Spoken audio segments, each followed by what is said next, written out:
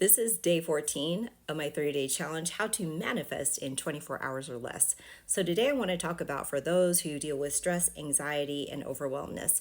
If you are dealing with stress, anxiety, and overwhelmness, just know that that is a conditioned state of mind, and that has to do with something that you've learned how to process in your childhood, 0 to 10 years old.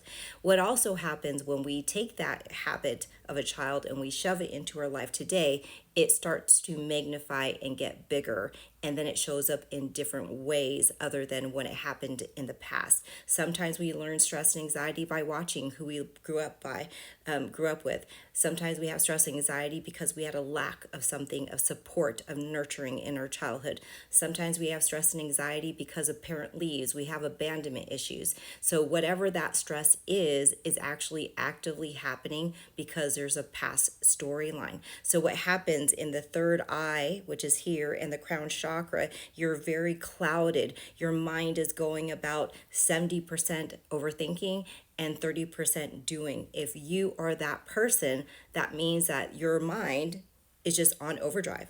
You can't manifest anything good by that. You're just manifesting complications and problems because you're in a high state of anxiety, stress, or overwhelmness. So when you start to really detach from those old trauma storylines that are keeping you stuck in your head and your intuition off and your clarity off, then what happens is you start to organize your thought process. You start to prioritize yourself. You start to get clarity of what you want. And that's when you get alignment with what you want to manifest instead of unalignment of what you don't want to manifest.